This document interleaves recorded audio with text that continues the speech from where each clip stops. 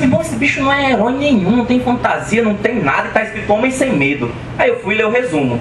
Aí eu lendo o resumo eu vi que o cara era filho de um lutador de boxe com uma freira. Já tá um spoiler aí na cara, né? Que, ele é filho de uma freira, ué, ele é filho de uma freira. Certo? E um lutador de boxe. Daí você tira como uma religião uma coisa bem respeitada no mundo dos quadrinhos, às vezes, né? Às vezes. Às vezes. Aí eu já fiquei curioso, meu irmão, o bicho é filho de um lutador de boxe com uma freira. Aí depois quando ele é advogado, ele é cego, meu irmão, esse negócio não vai dar certo. Achei massa e fui atrás. E comecei a ler. A partir daí, antes eu gostava muito do Homem-Aranha, não tinha um personagem preferido.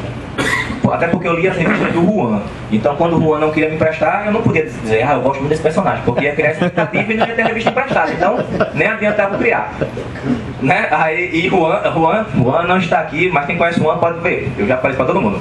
Juan, ele comprava a revista. E eu lia a revista emprestada, porque eu não tinha como comprar a revista. Aí eu chegava para Juan disse, Léo, chegou a revistinha, porque não era quadrinho, chegou a revistinha nova do Homem-Aranha. Eu disse, massa, tu já comprou? Ele comprou, depois me empresta. Aí eu, beleza. Aí eu levava pra aula, ele botava na minha mesa e ficava sentado até eu acabar de ler. Ou seja, ele não me emprestava pra eu levar. Ele deixava quando eu acabasse de ler, eu lendo, ele olhando, dava aquela coisa de, meu irmão, saia pelo menos, me deixe em paz, depois eu devolvo. Mas era divertido, era o que a gente tinha pra aquele dia, pô. É tanto que a Herói custava 99 centavos. Né? Era massa esse tempo. Dinheiro pra dinheiro também não tinha 99 centavos. Um é porque ele era neto da mulher da venda do colégio, então dinheiro lá sempre tinha. Sim, aí então eu comecei a gostar desde esse tempo. Eu gostava do Homem-Aranha, mas quando eu li o Demolidor, eu disse, pronto, é esse cara aqui que eu vou tentar acompanhar. E era muito mais difícil a gente ter essa variedade de conteúdo que a gente tem hoje, a facilidade, entre aspas, né? A gente tem um mercado um pouco restrito, mas é muito mais fácil do que antes. Ah, hoje eu não consigo banca, vai na internet, scan, ou então compra, faz qualquer coisa. Naquela época não. Aí depois sebo lá dos camelô da Alecrim, aqui tivesse com as páginas completas, a gente comprava. Aí eles completavam em casa, passando, voava, né? Eu lembro quando eu peguei a saga do clone, né, do Ben Reilly. Quando eu peguei a saga do clone, eu achei massa que eu consegui completar a saga do clone. Uma porcaria eu achei, mas achei massa que eu tinha conseguido completar a saga do clone. É tanto que eu recortei ela todinha e colei na capa do caderno para fazer aqueles cadernos personalizados. Aí eu comecei a ler o Demolidor e comecei a gostar pra caramba. Aí me começaram a me dizer, pô, mas tem uma fase mais legal do que esses formatinhos que tu pega. Aí eu disse, é mesmo? Tem uma fase legal e tal? Não, procura as fases do Miller. Aí eu, pô, vou lá. E quem disse que conseguia? E difícil. Quando eu comecei a pegar esporadicamente algumas, eu já via a diferença, né? E a partir daí eu me apaixonei pelos spoilers que eu já tinha visto antes. Então eu acho que dar spoiler nesse caso não vai ser tão ruim. Se for ruim, vocês levantam. É ruim. Aí a página quando dá com spoiler do mesmo jeito, que eu não tenho como mudar, tá? Eu preparei desse jeito, mas pelo menos eu vou saber que é ruim, tá? Então assim... Não pode passar o Wilson primeiro, por favor? Pronto, pode passar. Muito bonito, né? Mas pode passar outro, por favor?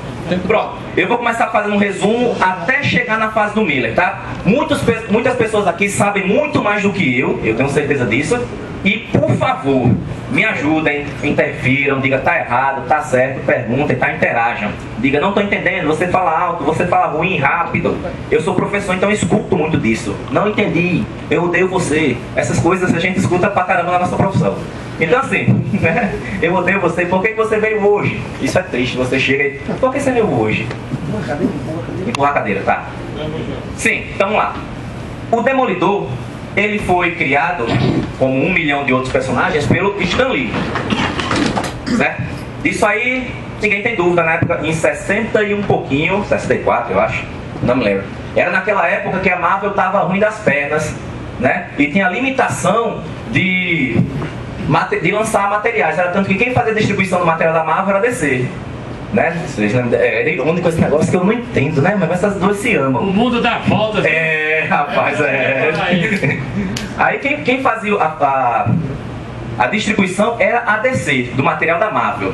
Só que ela impunha uma restrição: 8 materiais por mês, 8 revistas por mês. A Stan Lee, editor, já era peixe. E aí, doutor Edson, começamos agora. Você perdeu só um sorteio, tá aqui, é o início, tá? E eu falei um bocado de besteira, mas começou agora, cara. Aí o que acontece? Ela impunha esse limite de 8 edições por mês. Mas Stan Lee, macaco velho, conseguiu burlar isso e colocou 16 bimestrais. Ah, mas é a mesma coisa. Sim, numericamente é, mas tipo, eu podia lançar 2 agora e 14 no próximo mês, para poder trabalhar com revistas não só mensais, com as bimestrais e tudo mais, tá? Porque assim ele tinha aquela margem de, essa não tá vendendo bem, eu vou colocar ela como bimestral. O Homem-Aranha tá vendendo muito bem, deixa ela mensal, certo? Como tinha uma criatividade a mil, muitas HQs que a gente tem hoje foram criadas muitos personagens foram criados nessa época, tá? Então, o Stan Lee foi o criador, com o Bill Everett assinando como co-criador. Só que daí já nasce uma certa discussão, porque o criador do personagem, como a gente tá vendo ali, o amarelão, é dado para o Bill, esses traços. Só que o Jack Kirby era o capista oficial da época. E antes, quem fazia a capa era feita antes do miolo, né? O desenho da capa era feito primeiro do que o desenho do miolo, da revista. Ou seja, provavelmente foi o Jack Kirby que desenhou e o Bill Everett levou isso em consideração na hora de fazer o material ali dentro, certo? E outra, o Bill, ele tinha muitos afazeres, era um cara ocupado e ainda era alcoólatra. Então ele não morreu cedo até com essa onda. Então ele não tinha tanto tempo para concluir. É tanto que quem finalizou, quem encerrou a revista foi o Steve Ditko. Então, mas se ele não fez nada, por que ele recebeu essa homenagem, vamos dizer assim? Porque o Stan Lee realmente gostava dele e achava que ele merecia, até por uma coisa de incentivo, né? O cara tava com dificuldades e tudo mais, então o Stan Lee, como sempre foi o papaizão, coloca ele como co-criador, tá? Mas o Demolidor, ele foi desenhado desse jeito, né? Amarelão, como a gente não conhece hoje, não é desse jeito, graças a Deus. E sua origem pareciam, suas histórias, né? Seu material parecia um pouco com os do Homem-Aranha na época, né? Os próprios vilões do Demolidor na época eram vilões do Homem-Aranha. Ele fazia participações nos quadrinhos do Homem-Aranha. E a Marvel nessa época, como eu falei, não vinha bem das pernas. O que é uma coisa estranha de se entender, que o Demolidor tenha ganhado uma revista exclusiva dele.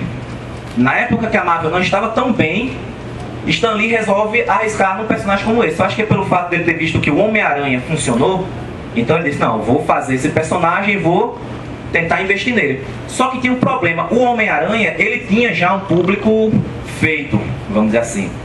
E o Demolidor, ele tinha um certo problema com a equipe fixa. Pode passar, por favor? Pronto, ó. A primeira, né, a primeira que saiu, era o Lee junto com o Everett. A 2, o Everett já não tá mais, é o Joe Orlando.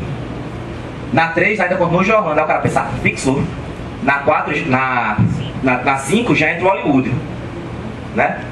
Então, essas mudanças, não foi só essas, já tiveram dezenas de mudanças nas primeiras edições do Demolidor, nos primeiros anos do Demolidor, tá? Essas mudanças têm um lado positivo e um lado negativo.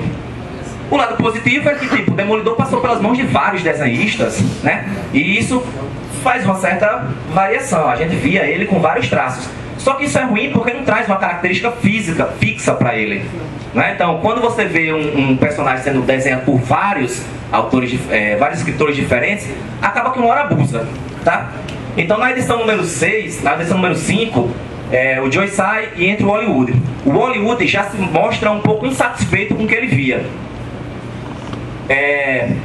Ele já entra dizendo, não, eu quero deixar minha marca, eu quero que a galera me conheça. Eu quero que o povo olhe pro Demolidor e lembre de mim. Então ele já fez a primeira mudança. Ele tirou o D único da roupa, do símbolo, e já colocou o duplo D. Hoje, se você vê um duplo D, na hora você lembra do Demolidor. Mas nem a pau que você lembra do Hollywood. Né? O cara fez uma coisa boa pro personagem, mas o coitado, tipo, a gente lembra de Miller. Na hora, Demolidor, Frank Miller, massa. Ninguém lembra do Hollywood. E fez isso. Não satisfeito em mostrar que não gostava do personagem como ele era, o Hollywood, 2 edições depois, pediu autorização do Stan Lee, mostrou como eram as ideias dele, o Stan Lee aprovou, ele mudou o uniforme. Colocou o uniforme vermelho, como deve ser, porque, pô, um cara que, sério mesmo, tudo bem que ele é cego, não tá enxergando o que ele fez, é a bobagem que ele diz. Mas, tipo, pô, se você é um combatente do crime, você salta de prédios à noite, se você quer andar na mutuca, boy, você não vai colocar uma roupa amarela. Concorda? Fluorescente. Né? Fluorescente, tipo, ó, passou ali, vamos pro outro lado, né? Então, e outra, pô, ele é um demônio, vamos dizer assim, não é? Pô, amarelo não é uma coisa que pegue legal, né? Então. O Ed não pode a regra, né? Então o Hollywood, ele criou essas características, o duplo D, e jogou essa roupa como a gente tem hoje, que é mais sombria, dá um tom mais de demônio. E isso ficou legal pro Demolidor, mas pro Hollywood não funcionou tanto, porque a gente não associa a ele essas mudanças. Quando a gente pensa o Demolidor, você pensa o Demolidor com essa roupa e com esse duplo D, mas você não lembra dele. Você lembra do Stan Lee, você lembra do Miller, pá, certo? Então, a partir daí, já começaram a ter... e uma coisa interessante, que nessa primeira edição dele com a roupa vermelha, ou seja, a mudança geral dele, ele enfrenta o Namor, que é uma criação do Everett. Ou seja, ele mostrou que o Everett não funcionou daquele jeito e ainda fez combater o cara que o Everett tinha criado. Né? Uma coisa que eu achei curiosa para isso. Então essas histórias que vinham sendo feitas eram bons pro começo, mas não era aquela coisa que arrecadasse vendas, que gerasse cifras para Marvel. E essas mudanças de equipe não ajudavam. Então o Demolidor começou a vender menos do que já se esperava. Enquanto o Homem-Aranha vendia fácil, água do deserto, o Demolidor precisava de invadir mundos dos personagens já existentes para poder arrecadar fundos, vamos dizer assim, para poder fazer um sucesso. Vilões do Homem-Aranha eram corriqueiros nos roteiros dessa época, e personagens que não faziam tanto o agrado dos leitores. Pode passar o por favor? Pronto. Isso aqui eu coloquei só para mostrar. É massa. Só para mostrar Defensor destemido. Como uma coisa pode fazer uma diferença. Tipo assim, a primeira publicação veio como Demolidor mesmo. Quando mudou, não lembro se aqui era a Block, RGE, né? Eu acho que era da RGE. Foi, a primeira foi a Block, voltou como Demolidor. A RGE mudou, botou o Defensor Destemido para combinar com o duplo D, né? Daredevil, 2Ds, então o Demolidor não rola. Porque tem gente que reclama da tradução ser o Demolidor, que deveria ser o Destemido, né? Alguma coisa assim, né? Diabo é chato, é abusado, né? Mas Defensor Destemido não é tão legal, então eu prefiro hoje o Demolidor mesmo. Funciona, tal, é nome baixo, tá? Então, pode passar, era só para mostrar como é que ficou. Tá. Então, ó, antes da frase do Miller, nessa época que o Demolidor estava passando de mão em mão, a gente tinha personagens já feitos padrões, tipo, o Fog Nelson sempre existiu. Porque o Stan Lee, ele gosta, como a gente estava discutindo com o Michel, o Stan Lee ele gosta de criar personagens com características humanas, vamos dizer assim. Então o Demolidor era cego, teve um acidente de trânsito, vamos dizer assim. Não, vou dar uma spoiler, obviamente, todo mundo sabe a história do Demolidor, tá? Ele teve um acidente que o deixou cego quando criança. Na versão do Lee, quando adolescente, ele teve esse acidente e com carga radioativa que invadiu seus olhos, cegou, e assim ele criou uma, vamos dizer assim, uma capacidade maior dos seus sentidos, ampliação e um sentido de radar, tá? Então, ele era um rapaz comum, sem poderes extraordinários, tá? Sem tantos poderes extraordinários, mas que conseguia fazer coisas absurdas. Mas tipo, como não é poder extraordinário, o cara pode escutar um batimento cardíaco. Brother, o que eu acho legal do Demolidor, até certo ponto, isso pode ser um poder ou pode ser uma maldição. Né? Porque tipo, você escutar tudo o que acontece ao seu redor é uma coisa. A gente no trânsito, às vezes, o cara buzina, a gente só falta sair do carro e meter um cacete no cara. Imagina você escutando todos os barulhos à sua volta, sentindo todos os aromas à sua volta. Que uma vez ele, até não lembro qual foi a edição que ele fala, uma das coisas mais difíceis de se conviver no dia a dia é o cheiro das pessoas. Porque Eu me senti meio ofendido, mas depois ele explicou, não, porque são perfumes que pessoas passam e misturam no ar e tal. Então assim, isso pode ser um poder ou pode ser uma maldição, tá? Então essa característica fixa que ele colocava como um advogado, então ele tinha uma profissão. Então o Stan Lee, ele conseguiu fazer um personagem que era diferente do Peter Parker, mas também tinha suas certas características. O Peter Parker é um adolescente que quer fazer um bico para ganhar trocado, que ele faz de tudo por dinheiro. Quando ele entra no Quarteto Fantástico, eu lembro que ele foi deixar o currículo no Quarteto Fantástico, aí quando soube que não pagava um salário, ele desistiu. Né? Ah, não paga um salário? Não, deu a venda das costas e foi embora. Né? Então, e o Matt Murdock, ele é um advogado, ele tem uma profissão, né? Ele tem seus problemas pessoais e tal. Então, eram parecidos, vamos dizer assim, defensores urbanos, mas eles tinham suas diferenças. Só que o Homem-Aranha já estava padrão, já era chavão. Demolidor. O Homem-Aranha, professor, se você for parar pra pensar, ele, apesar de ser muito realista... É horrível falar nisso. Desculpa. Vai lá. O Homem-Aranha, se você for parar pra pensar, ele, apesar de ser muito realista, ele, às vezes é muito escapista, porque assim...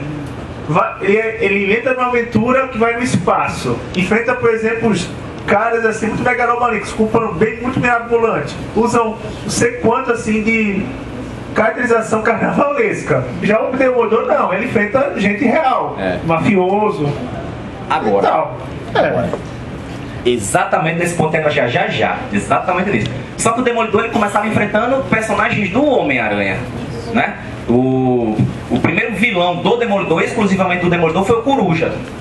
Né? O Coruja foi o primeiro vilão mesmo exclusivo criado para o Demolidor. Antes do Miller assumir, os vilões eram o Coruja, o triângulo amoroso do Fog Nelson, Matt Murdock, a Karen Page, que aquilo era um saco. Um saco, meu Deus. Eles já era desde o começo. O Stan Lee ele queria que tivesse esse triângulo amoroso entre os três, tá? O Metaloid, que é bizarro. Se você for pensar, o Metaloid é um vilão bizarro. Pô, não, ele pegou o roubo de tecnologia de ponta. Aí o cara faz as pernas de crescer, pô. É foda. Mas tudo bem, era aquela época dos vilões fantasiosos, tá? Mirabolantes. Mirabolantes, aquela coisa bem circense, tá? Bem circense. Os homens animais, carnavalesco. Carnavalesco isso. Os homens animais, que são o cunho mais político. Dos homens animais eu achei legal a ideia. Só que os homens animais não são tão legais. Então eram personagens mais mirabolantes.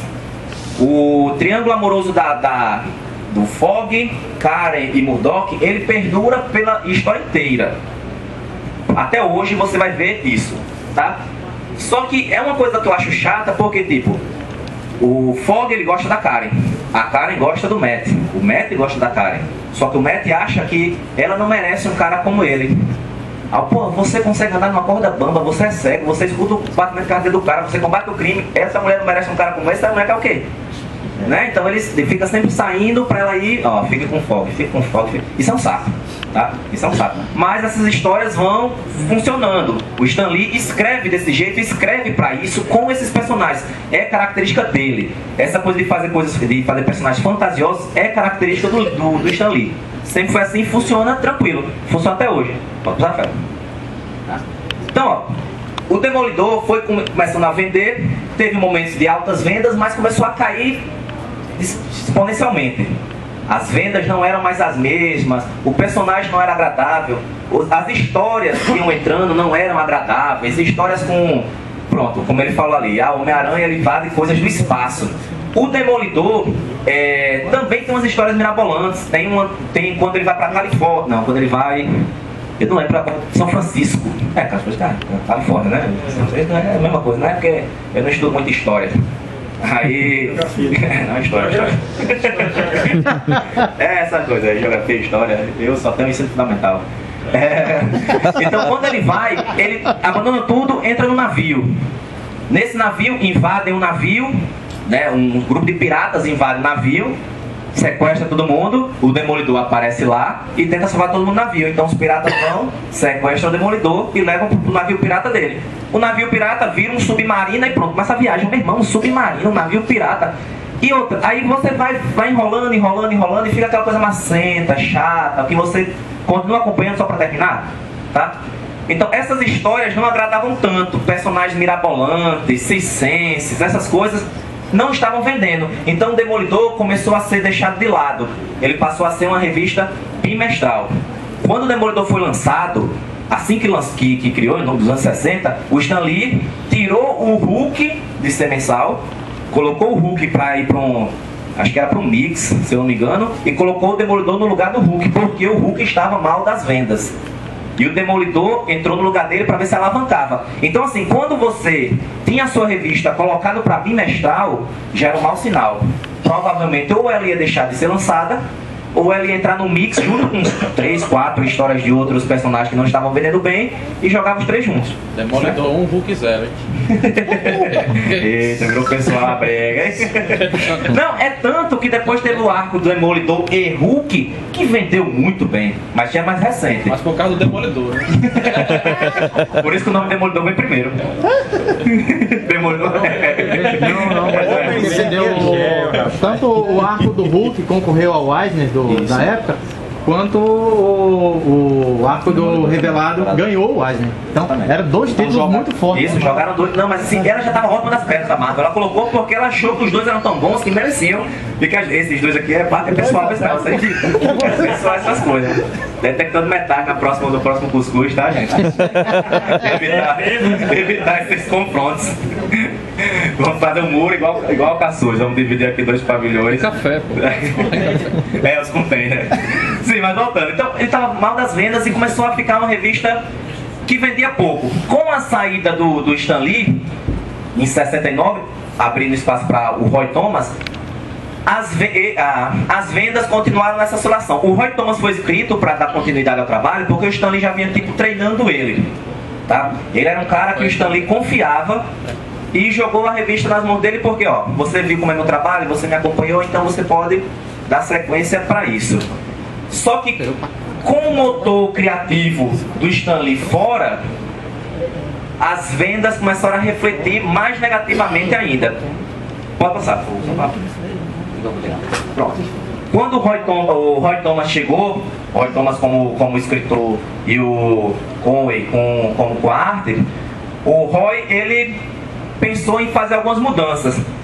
Uma das mudanças que ele colocou foi a perfeita e acabar com esse laço, com essa fuleiragem de triângulo amoroso.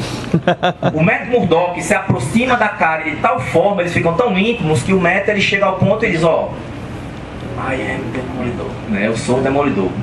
Traduzindo, tá, gente? Não entender muito essas coisas de francês. Ele se aproxima tanto e chega e diz, passar a real pra você, eu sou o Demolidor. Que é a coisa mais natural do mundo é ela dizer, meu Deus, que ótimo. Mas não, ela fica irada e vai embora, abandona ele e sai da revista. Certo? Ela sai, ela vai, acho que o menino vai pra Califórnia. O sonho dela é ser atriz e pá, ela vai pra Califórnia, tá? Vai embora e sai da revista. Então acabou o triângulo amoroso. Aí o cara pensa, agora vai vender com a molesta. Acabou isso, vai funcionar. Mas as histórias continuaram se arrastando aos poucos. Personagens iam entrando, mas mesmo assim as vendas não refletiam nisso. A explosão criativa dos roteiros não tinha mais aquela pegada, tá? Então isso é sofrível. Para uma HQ que necessita de um herói urbano, que combate, que eu digo assim, que disputa mercado com Homem-Aranha, por exemplo, tinha vários, Homem-Aranha, X-Men, o quarteto, que o Stan Lee adora ainda o quarteto, um dos preferidos dele é o quarteto. Ele deixa tudo, mas não deixava o Quarteto Fantástico nem a pau. Homem-Aranha e Quarteto Fantástico, eu acho que é os deuses do Stan Lee. Então, para bater de frente com as vendas disso, você tem que fazer alguma coisa muito boa, ou a sua HQ ia ser tirada de circulação, ia parar, ia embora, passar isso só pra... Certo? Então, 60 não, pronto. Outra coisa boa que aí quando o Roy saiu, entrou Mackenzie junto com o Colan. Veja que as edições, ainda na 153, a gente já viu vários desenhistas nisso e a mudança de roteirista também.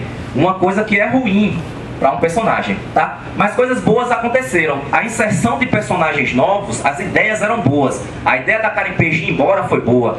A inserção do personagem do Ben-Urich, que é de extrema importância nisso, nessa história, também é muito bom. Só que a forma como eles trabalham é que não era aproveitada.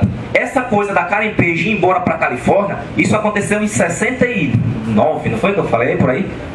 Final dos anos 60. O Miller vai se aproveitar dessa ideia lá na frente, o que é uma coisa genial. Mostra o cara fez o dever de casa. Ele olhou lá atrás e disse: meu irmão, ela foi embora, vou trazer.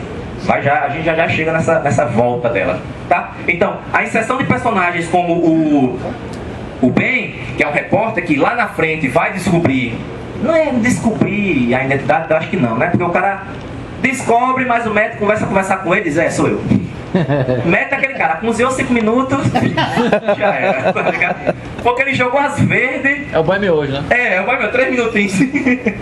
O cara jogou as verdes, ele chegou lá e disse: eu sou o Demolidor mesmo. Tirou a máscara. Pô, cara, sem contar que das várias namoradas que ele tem, que eu acho que é a identidade secreta menos secreta que existe no mundo, eu acho que é. Não, menos a do Homem de Ferro, porque o cara falou aqui na palestra, né, quem era ele. Mas tipo, o Demolidor, as namoradas dele tudinho sabe, essas coisas, todo mundo ficou sabendo. E o mais sacanagem é porque tipo, o Fog foi um dos caras que ele menos queria contar, né? Aí tipo, passou as mulheres, tudo isso é conta, né? Mas pro cara assim, formou com você, passou a vida com você, tudo com você não. Então, passa aí, por favor. Então, depois dessas quedas vertiginosas, a Demolidor, a revista ia sair de linha, ela ia sair de circulação. Tentaram ainda colocar desenhistas novos para fazer testes, tipo o Romita Pai, ele também entrou em algumas artes do Demolidor. Mas ele entrou só para treinar para o Homem-Aranha. Ele estava ali só como um quebra-galho, ó. Você quer fazer um desenho do Homem-Aranha? Ele não queria trabalhar com nada. João Romita não queria mais trabalhar com quadrinhos, se eu não me engano. Aí você ó, não, veja se as artes desse cara tá boa. Aí ele ficava olhando, aí fazendo umas coisinhas, tirava, aí quando foi ver, fez um trabalho bem melhor do que o cara. Então, como ela estava saindo de produção, pensaram, pô, não tenho nada a perder. O Miller tá aí. O Miller também não era conhecido, tá, gente? Antes de fazer, vamos chamar um cara como Frank Miller. Não, o Frank Miller era esse Miller aqui, eu. Ou seja, não desenha nada, ninguém conhece. Pro mundo dos quadrinhos é só mais um, tá? Então, como o Miller não tinha nada a perder e o Demolidor também não tinha mais nada a perder, disseram, ó, bota esse cara aqui, pô, nos desenhos. Pronto. Aí, na 158, ele entra como desenhista, apenas como desenhista, em 1979, tá? Veja que, na minha opinião, o desenho, o traço dele não é lindo. Não é essas coisas, nossa, quanto detalhe na fisionomia. Não, mas a parte de movimento dele é muito boa. Essa parte as cenas de ação que tem no conteúdo dele são muito bem feitas. É uma coreografia muito boa, né? Então assim, ele usa a sombra que ele usa na arte dele, ele usa como nenhum outro artista. Perfeito. Isso também você já pode perceber, ó. Isso a gente, e lá na frente eu fiz até umas comparações também. Só que o Miller era aquele cara chato, pô. Era? Tem torcendo pra que ele morra logo, né? Já vi gente assim. O quê? Não. Já vi, sim. Juro, não tô mentindo não. Tem. Juro, tem. Tu mandei, pô. Magneto está certo, a humanidade não presta. Aí ele entrou e, né? O desenho, o roteiro era do Mackenzie. Só que o Mackenzie mandava o roteiro e o Miller sempre criticava o roteiro, dizendo, fiz aqui minhas artes, mas esse roteirinho é mais ou menos, né? De tanto ele criticar, entre as roteiros, disseram, ó, fica com essa porcaria. Então assuma o desenho, assuma o roteiro, fica pra você. Faça melhor. Né? Faça melhor? Faça melhor do que eu, duvido. Pronto. Aí ele só de ruim foi lá e fez, né? Muito bem. Passou na cara ainda. Aí na 166, acho que 3, 4 meses depois, ele já pegou como roteirista e desenhista. A fase padrão que a gente tem naqueles encadernadões que saíram, né, de luxo, pá,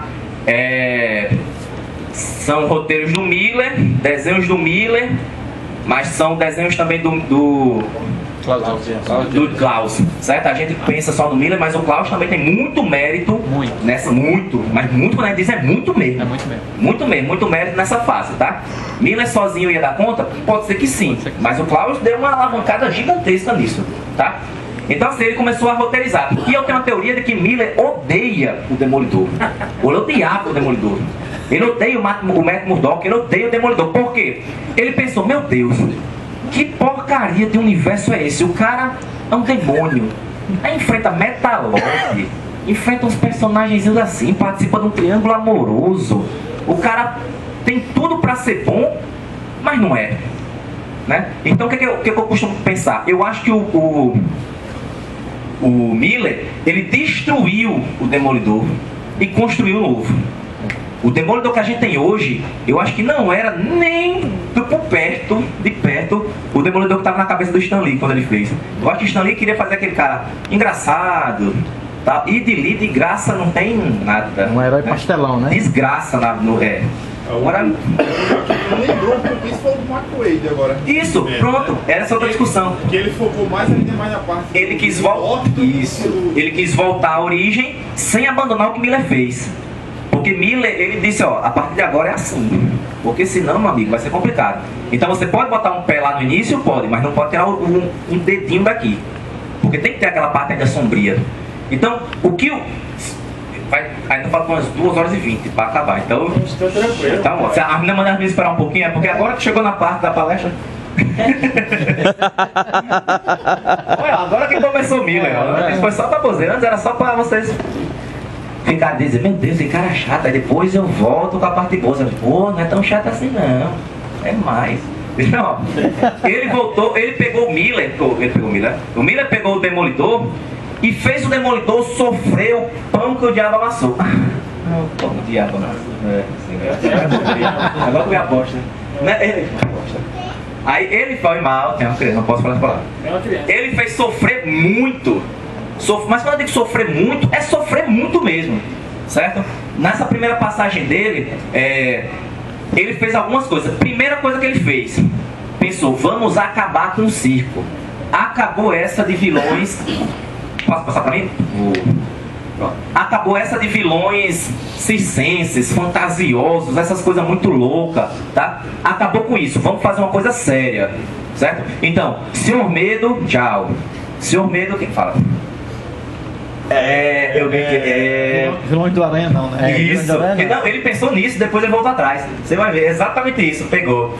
Então, ó, Senhor Medo, não. Primeiro que Senhor Medo, quem conhece a história do Senhor Medo, quem já leu alguma coisa do Senhor Medo, o cara, se eu não me engano, ele era dono do museu, alguma coisa assim, e descobriu a fórmula do medo. Brincando no laboratório, descobriu a fórmula do medo. Já, que ideia troncha, né? Uma coisa muito doida. O personagem foi copiado do Espantalho. Aí tipo, botou no universo daqui.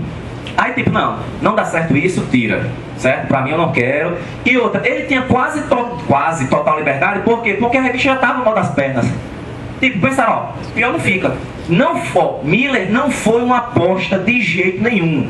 Miller foi um cara qualquer que chegaria, ó, escreve isso aí. Ninguém foi, ó, vamos apostar nesse Miller, vamos apostar nesse cara e tal. Não, pegaram uma revista que tava morrendo e botaram um cara que ninguém ligava, certo? Então ele disse, ó, tem uma liberdade, eu vou fazer a minha liberdade, vou criar o que eu quiser. Então tirou.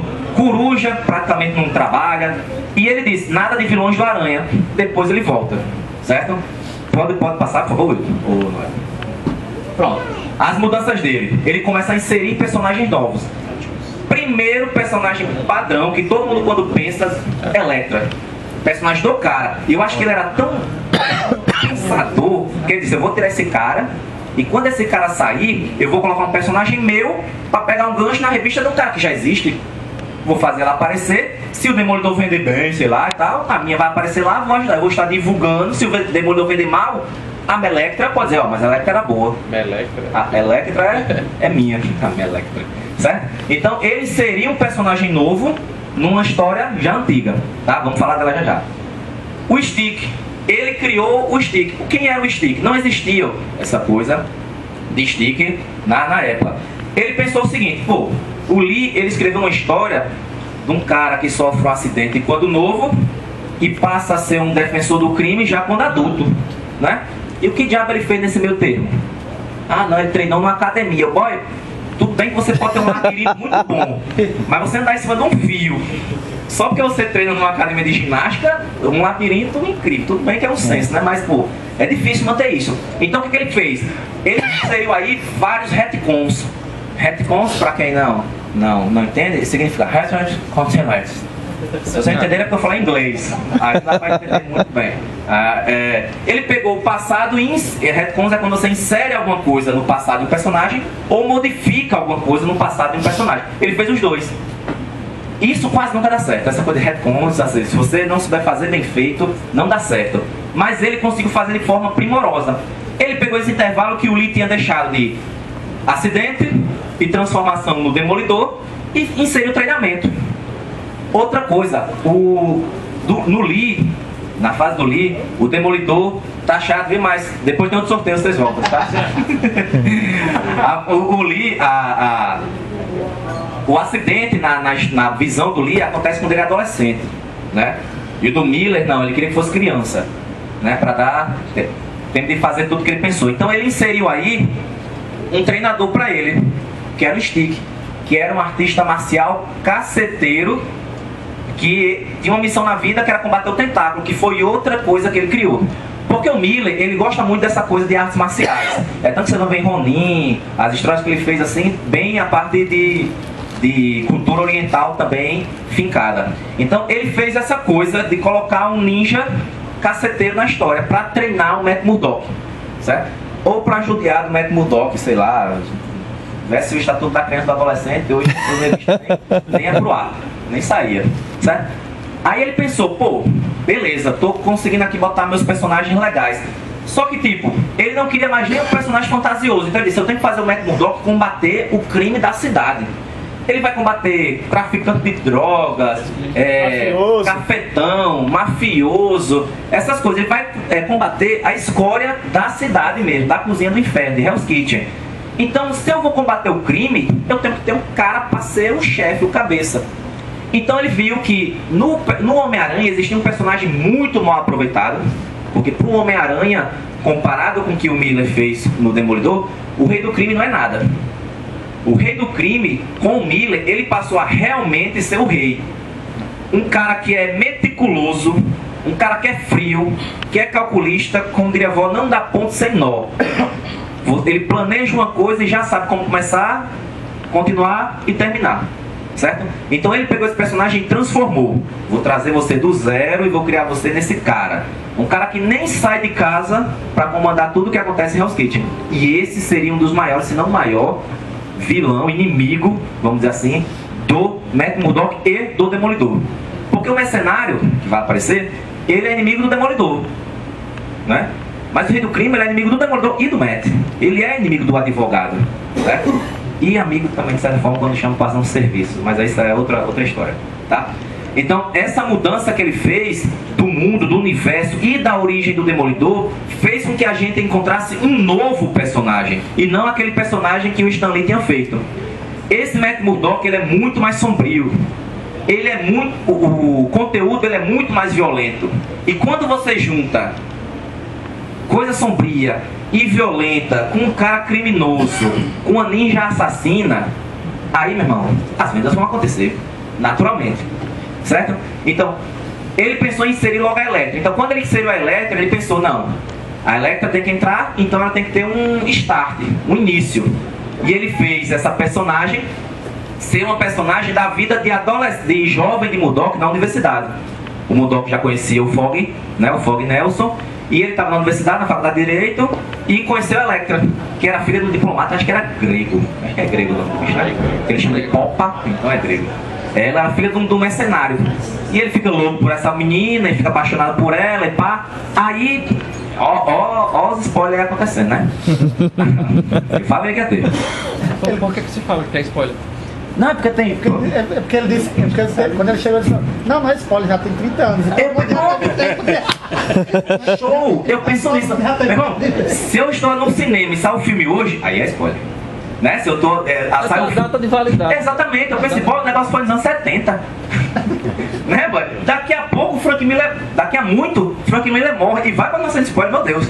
Porque então você nunca vai poder conversar com o Miller. Porque Miller, ó, eu queria conversar com você, mas só a partir até o volume 3 do seu arco. Porque o resto eu não li. Né? Mas assim, vai ter entrega de jogo. Então a Elektra, ela era. O nome dela é Elektra, não é um nome tipo Demolidor, não, é o nome dela é Elektra mesmo, tá? Ela dá a cara a bater. Então, ela vai embora da vida do Matt. Olha a sacada do cara, olha a sacada do Frank Miller, meu irmão. Não me deixa rolar um tempinho que agora eu me empolguei nessa parte. Agora me empolguei. Olha a sacada do Frank Miller. O triângulo amoroso era entre Fog, né, o Matt e a Karen Page. A Karen Page, lourinha, bonita, meiga, secretária, inteligente, papapá, né? Na época, saiu da vida dele. Quando o Frank Miller entra, ele coloca a Electra Nasha, filha de um barão, ele era diplomata, se não me engano, né? Diplomata, pá, e ele é assassinado e ela vai embora. Muito tempo depois ela volta como uma assassina, pô. Pensei que ela ia virar o Batman. Ai, Batman. Ela voltou como uma assassina, meu irmão. O cara tirou uma paixão de uma mulherzinha secretária, bonitinha, lourinha, pra colocar a mulher como uma ninja assassina, pô. Que volta pra caçar o Demolidor, meu irmão. Olha a ideia do cara, pô. Ele pensou, minha paixão aqui é diferente, meu irmão. Minha paixão não é bonitinha, não. Aqui é um contra o outro. Aqui é um contra o outro. O personagem que ele criou foi uma paixão que volta pra matar o cara. Certo? Então essa mudança já começou a vender muito bem. Mas acho que tem umas paixões antigas que às vezes tem. Não, Na vida é assim. Eu viverei isso se tudo der certo. Tem um parênteses também nessa parte aí da Electra. Interessante que todo mundo assim chegou até a criticar quando saiu na série e tudo. Que ele antes de vestir a roupa, o uniforme, ele botou aquele negócio. Mas é dele, mas veio justamente dessa parte que ele conheceu a Electra, que ele vai salvar a Electra, e na época ele veste aquilo dali. Camisa lá, a bandagem na cara pra ninguém ver. Ele pensa, pô, é a única coisa que eu tenho aqui pra poder esconder alguma parte de mim. Aí ele vai, bota no olho, e já dá. Já deixa. Claro que Cobre a cara. Exato. Não. Mas foi um grande referência que o seriado também fez a uma fase de Frank Miller que poucas pessoas lembram desse detalhe que aconteceu. O seriado de Netflix é o arco cemento todinho. É um estímulo pra você ir atrás. Então, spoiler tem mais ali. É um poço dos spoilers, se for assim, né? Quem nunca leu o Demolidor não assiste a série Netflix. Não é possível, então. Não é possível, tá? Até porque 90% do que acontece na série vai aparecer igual, praticamente, no que o cara escreveu, né? Então, assim, ela volta pra matar. Então, o cara já não tem um pensamento de querer ver o Matt Murdock feliz. Ele não quer o Demolidor sendo um cara bonzinho, feliz. Eu sou um cristão que vou pra igreja todo dia e tudo dá certo na minha vida. Não, o cara sofre. Na mão do Frank Miller, o cara sofre. Passa aí, por favor. Certo? Sim, alguns pontos altos. Pode deixar, não pode deixar assim, tá? Alguns pontos altos da revista. Então, o Frank Miller, ele tinha toda a liberdade de escrever o que ele... Toda a liberdade eu acho, né? Então, toda a liberdade de escrever o que quiser é meu exagero. Mas ele tinha muita liberdade de modificar e de inserir coisas novas e botar a história como ele queria, como ele acha que estava dando certo. E como começou a vender bem, disseram, meu irmão, se tá vendendo, deixa esse cara fazer, pô. Quando começar a dar errado, a gente tira e bota a culpa nele, ó, deu errado, começou, certo? Vamos começar de novo, porque o Frank Miller estragou a revista. A galera ia entender e ia começar do zero. Então, o que ele fez? A Electra, ele insere alguns dos pontos altos da primeira passagem dele. Isso é a primeira passagem dele do Demolidor, tá, pessoal? Ele inseriu a Electra com um único objetivo. De 13 edições depois, matar ela. Só isso. Ele colocou ela lá e já vinha planejando. O Demolidor, o Matt Murdock, é louco pela Electra, apaixonado por ela, mas é o que eu digo: o Frank Miller não quer o Matt Murdock feliz. Então ela morre. Como?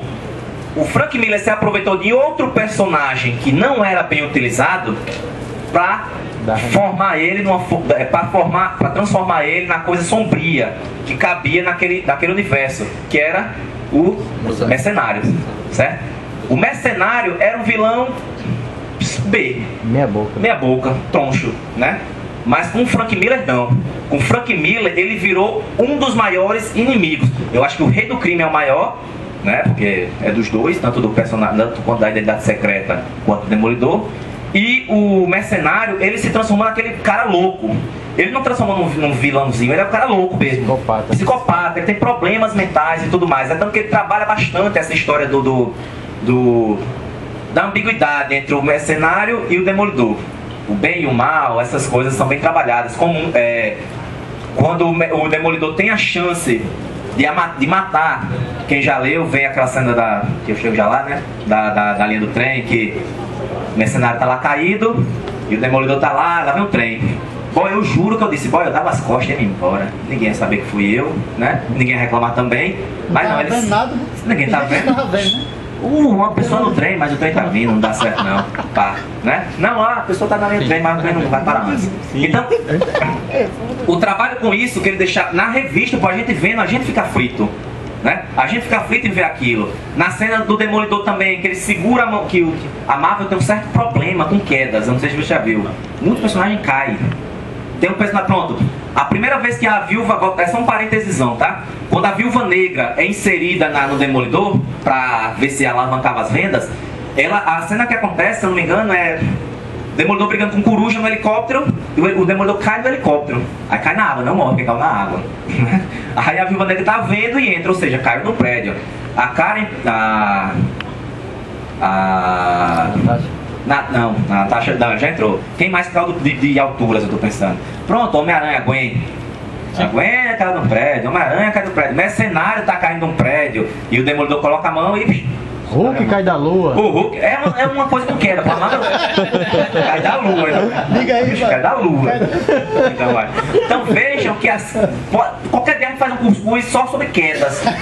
É tanto que o arco mais pra frente é a queda de Murdoch, mas aqui foi tradução, tá? Foi tradução. Então tem muitas quedas. Então, o mercenário ele vira aquele inimigo louco. O que o Coringa é pro Batman, o mercenário é pro Demolidor, certo? Só que o Duende também, ele gosta de apanhar, o mercenário não. Com todos os exageros do mercenário ser um cara que nunca erra um tiro, nunca falha, não sei o que, na história do Miller funciona muito bem, certo?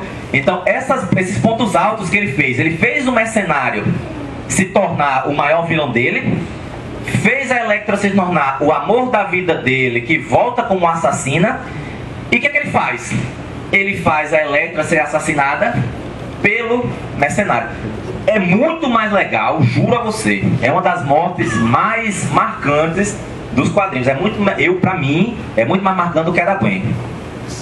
Pra mim porque quem matou a Gwen pra mim foi o Homem-Aranha. Então, não me digam vocês, porque quem quebrou o pescoço dela foi ele. Quem quebrou o pescoço dela foi ele. Então a morte muito mais marcante, porque ele não queria só que a Elektra morresse. Ela tinha que morrer pela mão do seu maior inimigo. E o mais interessante, pô, ele matou ela usando a própria adaga da Elektra, pô. Não foi uma mortezinha, tipo, morreu, foi um tiro. Não, ele quis que fosse uma cena fria, uma cena marcante. E outra, ele não deu uma adaga, ele não enfiou a adaga no ouvido dela pra ela morrer na hora. Ele dá uma facada na altura do abdômen e ela faz se arrastando. Por quê? Porque o mercenário é calculista. Ele sabia que ela iria se arrastar para se despedir do Demolidor. Porque ele sabia que era paixão e blá blá blá. E segue ela se arrastando. Uma das cenas tronchas, ela se arrastando na rua sangrando, plena cozinha do inferno, e o povo lá, né? Tipo, tá se arrastando. Passa normal. E ela para na porta de onde tem um apartamento do Matt. E o mercenário simplesmente entende e vai embora. Mais lá pra frente. Essa. Pode passar. Pode falar. Não, volta. Volta. Era os pontos altos, eu esqueci de botar um negócio. Depois eu mostro, pessoal, as imagens disso aí, tá? Porque eu botei em stand-by, porque como era aquela, como tinha a cena. Aí, mas você nunca tinha visto, você mostrou? Eu disse, mostrei. Daqui a pouco eu mostro. Tem que mostrar, tem. Eu vou mostrar. Quando ele descobre que o amor da sua vida, que não é a Karen Page, a Elektra, morre, aí o Frank Miller tem a faca e o queijo na mão, porque ele enlouquece o Matt Murdock como você nunca viu. Eu acho que nunca houve um personagem tão maltratado, tão enfurecido, tão sanguinário assim como o Matt. Ele enlouquece até achar até conseguir vingar, vamos dizer assim, a morte da Elektra. Ele não acredita que ela morreu também, né? Ele também não acredita. Então ele vai atrás do rei do crime, vai atrás de espancar todo mundo na rua para colher informações e tudo mais, tá?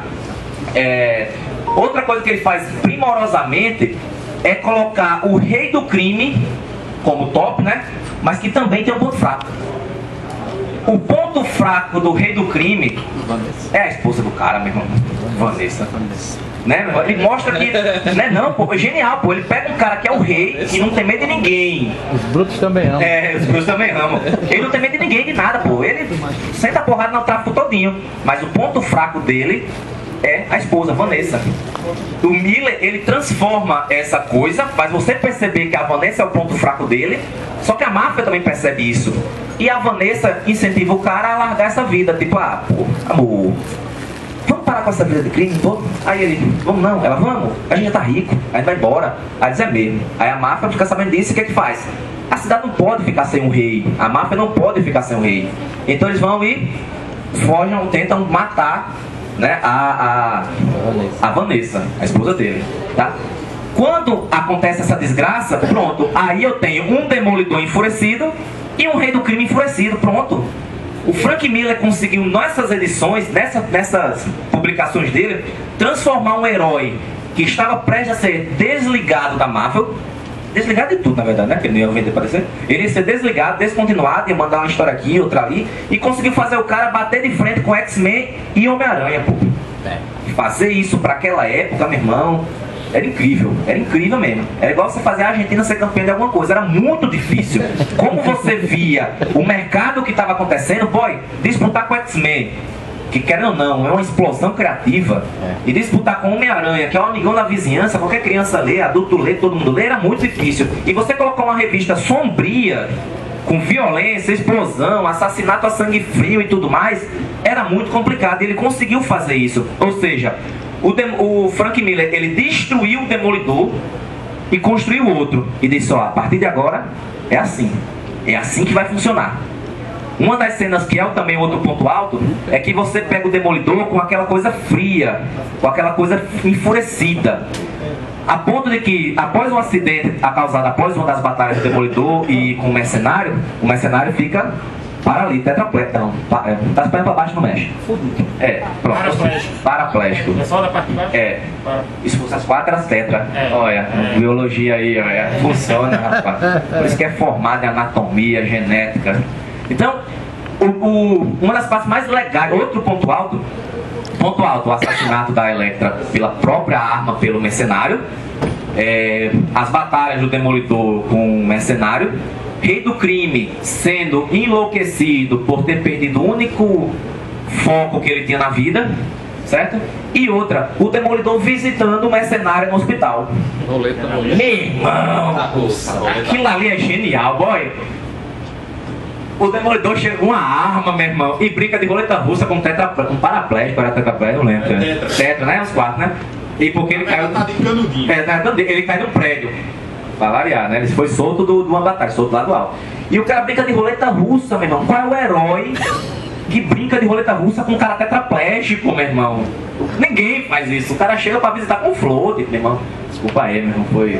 Foi mal. História pra mais, né? Tu é doido demais, pô. Pra 2, 3, 4. Ele chega e ele aponta, pô. E massa que o nome do arco é roleta, né? Roleta russa. Ele aponta assim, aí.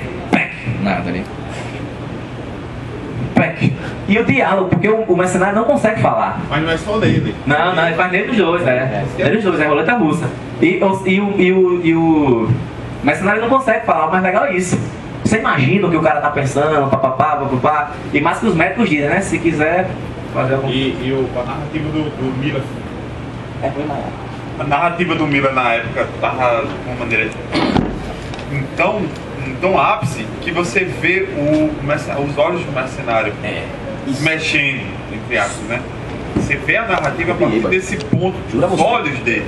Então aquilo te dá uma aflição. Você, pela primeira vez não, mas em raras vezes nos quadrinhos você se coloca no canto do vilão. Você senta o cara e você se coloca no canto do vilão e fica esperando tomar o tiro. Não sei se aconteceu isso com vocês. Pra época, acredito eu, que não existia eu também acho que narrativa gráfica com peso que aquilo. Era no final da Era de Bronze, né? Não existia, né? De jeito nenhum, pô. Não. De jeito nenhum. Teve até uma enquete essa semana que o Ferreira fez lá no grupo, com um plantel de artistas. Qual deles teriam sido mais influentes, né? Teria influenciado mais na nona arte e quem preferia. E aí muitos votaram, eu fui um dos que votei em Will Eisner e Alan Moore e tal. Mas, explorando esse contexto aí do Miller, ele influenciou a nona arte de uma forma que jamais... A narrativa dele, não só a escrita, mas a narrativa gráfica, como ele explora nos desenhos, essa parte que você falou sobre os olhos, ela causa um impacto muito grande. Então, o camarada, ou gostando ou não, ele estava lendo ali, ele estava sendo impactado. Você imerge na história. Exatamente. E além dessa questão aí, dessa parte da roleta russa, ainda falando sobre a narrativa do Miller, Lembrando daquela cena em que o Fog tá lá dormindo na cama e do nada o telefone dele toca. Até você fica até surpreso de ver que a situação mudou para aquilo dali. Aí daqui a pouco o cara fala, ó, o médico Murdock tá louco, ele tá aqui no cemitério cavando tudo aqui, eu não sei o que tá acontecendo e tudo, e madrugada, né? E o Fog sai correndo, quando chega lá no cemitério, tá lá o médico cavando, porque o médico sempre foi um personagem que foi mostrado, ele um cara muito pé no chão, advogado, um cara equilibrado, né? Equilibrado, centrado.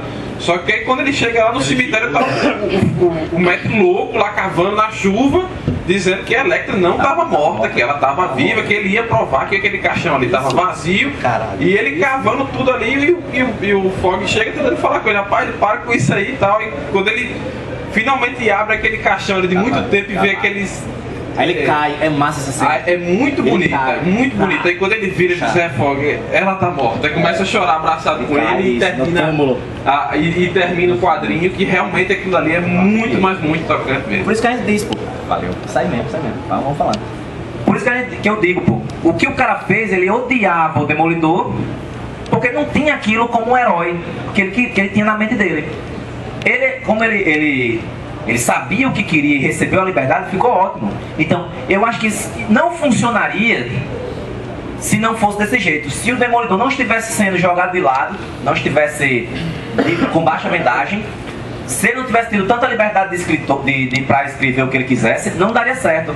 Funcionou porque tinha que funcionar. Tem aquelas coisas que diz, ó, funcionou porque tem que ser. Foi porque tem que ser. Então, assim, a forma como ele escreveu, a forma como ele transformou, como ele modificou totalmente o personagem, faz ser o que é hoje. E outra, como disse, ele modificou não só o Demolidor. A partir dali, muitos outros... Pronto, quando ele saiu e foi, como a gente tá falando, quando ele saiu e foi pro Batman, ou pra Ronin... Quando ele foi fazer Ronin, ele tinha um pé na arte marcial, mas ele tem um senso político também, como eu tava falando, tem um senso crítico político. Batman, o Cavaleiro das Trevas, parte 1. Ali, meu amigo, ele não queria aquele Batman. Ele não queria aquele Batman, ele disse, ó, o Batman é um morcego, o cara é... Pastelão que andava de dia. O cara é um combatente do crime noturno, papapá, então vai ser assim.